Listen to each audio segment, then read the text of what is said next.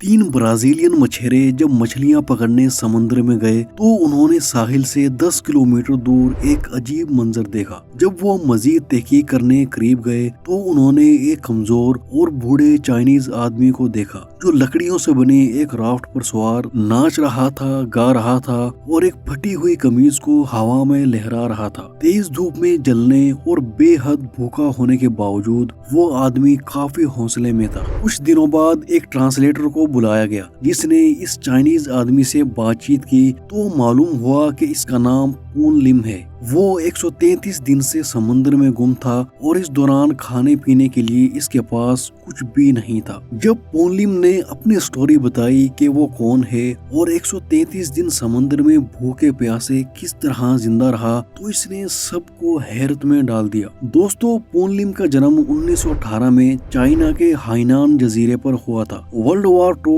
और फ्लू की वबा के दौरान पोन लिम और इसका खानदान जैसे तैसे करके अपनी जिंदगी गुजार रहे थे, लेकिन ये 1920 था जब जापान ने चीन पर अटैक कर दिया और इस तरह पोन लिम की जिंदगी ने एक नया मोड़ अख्तियार कर लिया। उनके फादर ने अपनी फैमिली को मलेशिया शिफ्ट कर दिया। बाद में पोन लिम ने ये सोचकर ब्रिटेन की मर्चेंट नेवी ज्वाइन की कि वो जापान के खिलाफ लड़ाई में अपना हिस्सा डालेगा, लेकिन समुद्र की जिंदगी ही कुछ और होती है। ऊपर से ब्रिटेन नेवी के ऑफिसर्स का बर्ताव भी इसके साथ कुछ ठीक नहीं था। इसके कोलीग्स चाइनीज होने की वजह से इसके साथ बुरा रवैया रखते थे, जिसकी वजह से उसने ये जॉब छोड़ दी और 1942 में इसे पेन लियोन नाम के एक ट्रांसपोर्ट शिप में नौकरी मिल गई जो वर्ल्ड वॉर 2 के दौरान फौजी सप्लाई को एक जगह से दूसरी जगह ट्रांसपोर्ट करता था। एक दिन जब ये शिप फौजी रसद लेकर जा रहा था तो तब ही जर्मन नेवी ने इसे निशाने पर ले लिया और इसका पीछा शुरू कर दिया। जर्मन नेवी की सबमरीन ने वार्निंग सिग्नल भेजा, मगर शिप के कैप्टन ने इसका कोई जवाब नहीं दिया, जिसके बाद सबमरीन से 2 टॉर्पेडो मिसाइल फायर हुए और शिप एक धमाके से तबाह हो गया। इस शिप में क्रू के 54 मेंबर हलाक हो गए, मगर पोन लिम ने होशियारी की और एक लाइफ जैकेट पहनकर समुद्र में छलांग लगा दी और यहीं से पोन लिम की जिंदगी की वो कहानी शुरू होती है जो 133 दिनों पर मुहित थी। वो समुद्र में तैरते तैरते थक चुका था कि तब ही उसकी नजर लकड़ी से बनी एक राफ्ट पर पड़ी जो बिल्कुल सही और ठीक हालत में मौजूद थी। रात का अंधेरा फैल चुका था और कुछ भी नजर नहीं आ रहा था। वो राफ्ट पर सवार तो हो गया, लेकिन सबसे नजदीक खुश्क जगह भी वहां से 250 मील दूर साउथ में मौजूद थी, लेकिन तेज हवा इसे मुसलसल नॉर्थ में ब्राजील की तरफ धकेल रही थी जो वहां से 500 मील दूर था। पोन लिम राफ्ट पर बैठा बचाव की तरकीब सोच रहा था, लेकिन दूर दूर तक ना तो कोई बोट नजर आ रही थी और ना ही जमीन का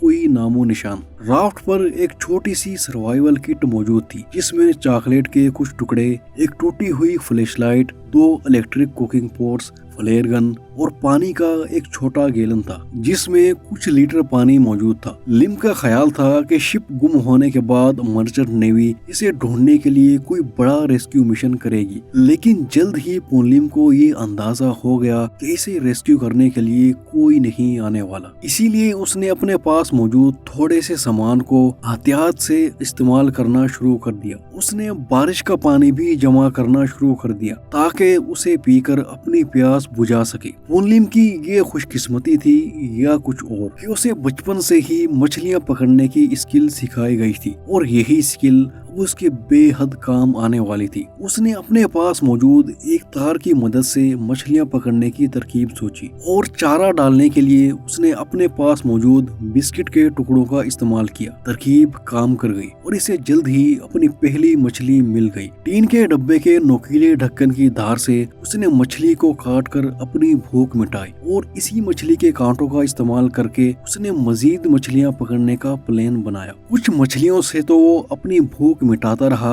और बाकी को सूरज की धूप में सुखाकर आने वाले दिनों के लिए महफूज करता गया, लेकिन समंदर उस पर रहम करने को हरगिज तैयार नहीं था। तेज समुद्री तूफानों की वजह से उसका सारा महफूज किया हुआ खाना और पानी समुद्र में गिर जाता था। उसकी हालत इतनी खराब हो चुकी थी कि कई बार तो आंखें खोल पाना भी बहुत मुश्किल हो जाता था। कभी ऐसा होता कि कई दिनों तक कोई मछली उसके हाथ न आती। तब वो رافٹ میں بیٹھ جانے والے پرندوں کو کسی نہ کسی طرح پکڑ لیتا اور انہیں دھوپ میں سکھا کر کھا لیتا۔ پرندے کے جو حصے کھانا اس کے لیے ممکن نہ ہوتا وہ اسے مچھلیوں کو چارہ ڈالنے کے لیے رکھ لیتا تھا۔ سمندری پانی کی وجہ سے رافٹ کی لکڑی کافی پھسلن زدہ ہو چکی تھی، جس کی وجہ سے وہ کئی بار رافٹ سے گر بھی جاتا، لیکن کسی نہ کسی طرح وہ واپس آنے میں کامیاب ہو ہی جاتا۔ لگاتار کھلے سمندر میں رہنے کی وجہ سے وہ بیمار رہنے لگا اور اس کی حالت دن بدن بگڑتی جا رہی تھی۔ اس سارے عرصے کے دوران کئی بار تو ایسا بھی ہوا کہ کوئی شپ اس کے بالکل پاس سے گزرا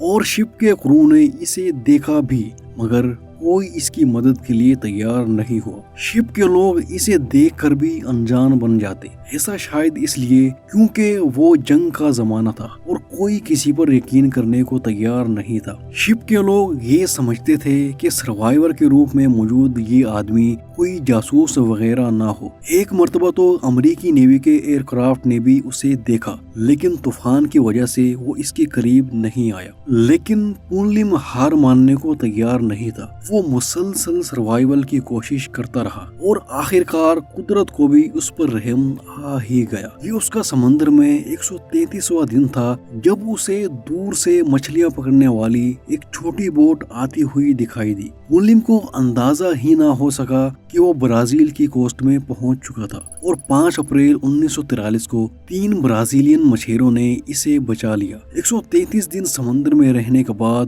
پونلم کا وزن 20 کلو تک گر چکا تھا۔ پونلم کی رونگٹے کھڑے کر دینے والی اس کہانی نے پوری دنیا میں اسے ایک ہیرو کی طرح فیمس کر دیا۔ اسے برٹش کی سرکار کی طرف سے کئی انعامات سے نوازا گیا اور برٹش نیوی میں سروس کرنے پر جارج 6 کی طرف سے اسے میڈل بھی دیا گیا۔ بعد میں اسے امریکن سٹیزن شپ کی آفر کی گئی، جس کے بعد وہ امریکہ میں سیٹل ہو گیا اور اپنی باقی زندگی وہ بروکلن، نیو یارک میں گزارنے کے بعد اس دنیا کو ہمیشہ کے لیے الوداع کہہ گیا۔ لیکن اپنے بعد کے لوگوں کے لیے ایک سبق ضرور چھوڑ گیا کہ زندگی میں چاہے کتنے ہی مشکل حالات سے سامنا کیوں نہ کرنا پڑے، کبھی بھی ہار مت ماننا، جیت آپ کی ہوگی۔ ویڈیو پسند آئی ہو تو اسے لائک، شیئر اور چینل کو سبسکرائب کرنا بالکل مت بھولیں۔